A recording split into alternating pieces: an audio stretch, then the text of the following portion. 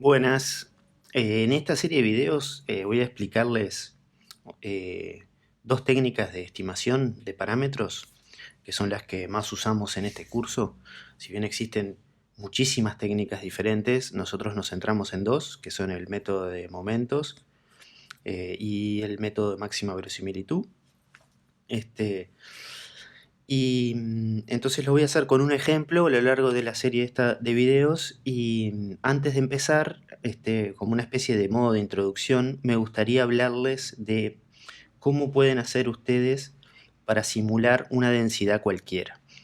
¿Por qué les quiero mostrar esto? Esto no es, o sea, no es estrictamente dentro del marco de estimación, pero les sirve, por ejemplo, si ustedes están haciendo algún ejercicio o algún trabajo y es una densidad medio rara con alguna fórmula que no es común, digamos una densidad que no tiene nombre, y ustedes no están seguros si el cálculo que hicieron es el correcto, o a veces ¿no? También pasa que las soluciones de los ejercicios pueden tener algún error, y entonces a ustedes les parece que no están seguros si hicieron bien el ejercicio. Pueden hacer una simulación con algunos datos, aunque por ejemplo, si el ejercicio fuera teórico, pueden elegir un cierto valor de n, ¿no? Eligen n igual 10 y eligen un cierto valor del parámetro y entonces hacen una simulación y ven cómo les da el resultado de esa estimación haciendo una simulación y lo comparan con lo que ustedes obtuvieron de forma teórica. Entonces, esencialmente se los quiero mostrar a modo de una herramienta que les puede servir para entender mejor algunos ejercicios, sobre todo cuando no están seguros de si hicieron lo correcto. Entonces lo que vamos a hacer es simular, o sea, vamos a hacerlo con un ejemplo bien concreto, que es, que es esa densidad que está ahí, es P de X, que depende de un parámetro θ, y es 1 medio por 1 más θ por X. O sea, es una densidad lineal, súper sencilla, pero nos va a servir bien para mostrar cómo funcionan estos métodos, y además el método de máxima verosimilitud para esta densidad, que es muy sencilla, van a ver que no se puede resolver analíticamente y tenemos que hacerlo de forma numérica, por más que esta densidad sea muy sencilla. Es decir, en general en los ejercicios de práctico aparecen ejercicios en los cuales uno puede resolver el método de máxima verosimilitud derivando e igualando a cero, pero eso es muy poco frecuente en la práctica real, y entonces me parece que es un buen ejemplo para mostrarles cómo se pueden resolver esas cosas de forma numérica. Entonces aquí la x, que sería el valor de la variable, varía entre -1 y 1, y el parámetro θ también varía entre -1 y 1. ¿Sí? Entonces siempre lo primero, cuando tenemos una densidad, sobre todo que no conocemos muy bien, es intentar entender la forma de esa densidad, es decir, cómo varía esa forma cuando varía el parámetro. ¿Sí? Y entonces eso nos va a dar una idea de cómo influye el parámetro en la densidad, y después en nuestro resultado final nos va a dar una idea de si nuestro resultado final es coherente o no, ¿verdad? Si nosotros tenemos una idea de qué relación hay entre θ y la forma de la densidad, cuando finalmente estimemos un cierto valor de θ, esa idea que nosotros teníamos a priori nos va a por lo menos dar una idea intuitiva de si nuestro parámetro, si nuestra estimación es una estimación razonable para los datos que tenemos, ¿sí?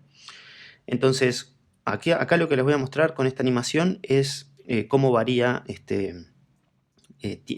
la densidad, que por ejemplo acá para el caso de θ igual a -1 es simplemente esta densidad que es un triángulo, ¿verdad? Aquí en el 0 está el eje de las x, esto es el x, y acá en la y lo que estoy graficando es simplemente la densidad, p de x θ, y vieron que para θ igual a -1 es simplemente este triángulo que va desde 0 hasta 1, acá, y como pueden ver en realidad en la fórmula, el θ lo que está jugando es el rol dependiente, ¿verdad? Entonces vamos a chequear eso.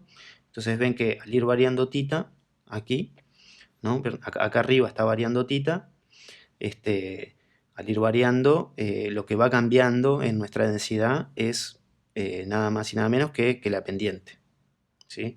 Entonces para valores de θ cercanos a 1, como es este caso de aquí, deberíamos de ver nosotros que los valores de la x se concentran alrededor de 1, ¿sí?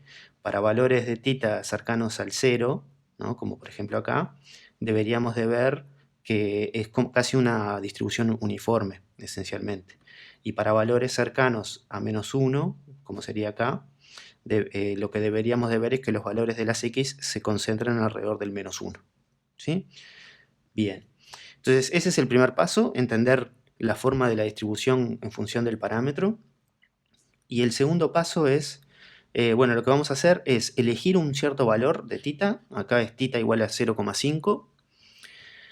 Y en cierto modo, esto en la realidad uno no sabe cuánto es el valor de θ, pero nosotros vamos a elegir un cierto valor de θ para después comparar efectivamente estos métodos de estimación cómo nos están dando, ¿sí? Entonces lo que yo quiero hacer ahora es hacer una simulación. Bueno, vamos a simular 7 datos de esta densidad. Y entonces lo que les quiero explicar es un método, que es el método de aceptación-rechazo, que es muy sencillo, para simular una densidad cualquiera. En este caso, como la densidad siempre es menor que 1, está entre 0 y 1, lo que voy a hacer es imaginarme aquí esta caja que va desde -1 hasta 1 y desde 0 hasta 1, y voy a tirar puntos al azar en esa caja, ¿verdad? Como si estuviera jugando al dardo, tiro dardos al azar adentro de esta caja. Y cuando un dardo cae por debajo de la curva de la densidad, ese valor lo voy a aceptar, y cuando cae por encima lo voy a rechazar, es decir, no lo voy a tomar. Entonces, por ejemplo, si yo lanzo una vez el dardo, ¿vieron? Ahí cayó el dardo, como está por debajo de la densidad, lo pinto de verde y es un dato que voy a aceptar. Ahora, ¿cuál es el dato? El dato no es exactamente ese punto, sino que el dato es su coordenada x, ¿verdad? Entonces lo que hago es quedarme con la coordenada x de ese valor, ¿sí? Lanzo de nuevo y me da un valor que está por aquí afuera. Entonces ese no lo voy a aceptar y entonces me lo olvido. Ni siquiera registro cuál es su valor de x. Lanzo de nuevo, otra vez, y esto lo voy a ir haciendo hasta que obtenga 7 puntos verdes, porque quiero hacer una muestra de tamaño 7. Lanzo de nuevo y entonces este cayó por debajo, y entonces ese es un dato que voy a aceptar y me voy a quedar con su coordenada x. ¿Por qué funciona ese método?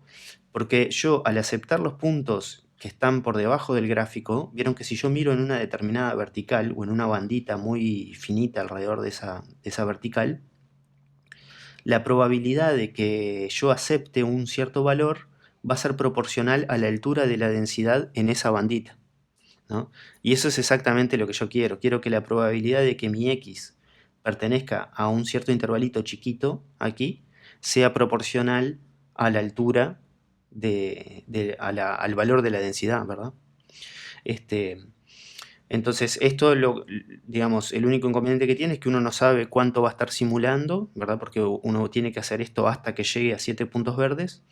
Y lo otro que les quería comentar es que si la densidad, que eso es muy frecuente, no es menor que 1, simplemente lo que hay que hacer es dividir entre el máximo de la densidad y hacer este procedimiento, pero no con la densidad, sino con la densidad dividido su máximo, ¿sí? O sea, en cierto modo hay que normalizar la densidad para que su máximo sea 1.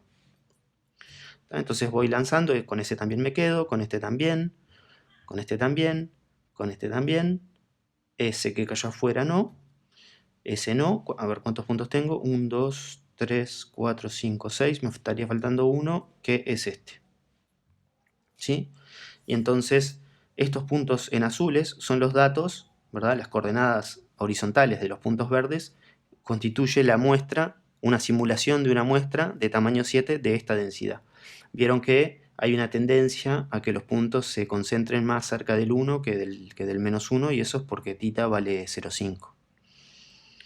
¿Sí? Entonces, bueno, lo que hemos hecho es, el resultado de esta simulación son estos valores que están aquí, ¿verdad? El -0,47, 0,89, 0,26, ¿no? Que son las coordenadas x de estos puntos de aquí, ¿sí? Este de aquí es el -0,47, después teníamos el 0,89, que es uno de estos dos, después tenemos el 0,26, que es seguramente este, y así, ¿sí? Entonces, lo que vamos a hacer es hacer de cuenta que esa es que son nuestros datos. Entonces, olvidémonos por un momento que nosotros hemos creado esa muestra. Esencialmente lo que hicimos fue imaginarnos una urna que tuviera proporción de tickets, es decir, tickets numerados de entre el -1 y 1, y que la proporción de tickets fuera de acuerdo a al gráfico de esta densidad de aquí, ¿verdad?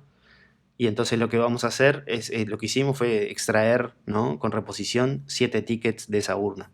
Bueno, pero hagamos de cuenta ahora que esos son nuestros datos y olvidémonos por un momento que lo hicimos con tita igual 0,5, hagamos de cuenta que no sabemos cuánto vale tita e intentemos estimar tita a partir de esta muestra. Es decir, hagamos una especie de proceso inverso. A partir de la muestra, intentemos estimar tita.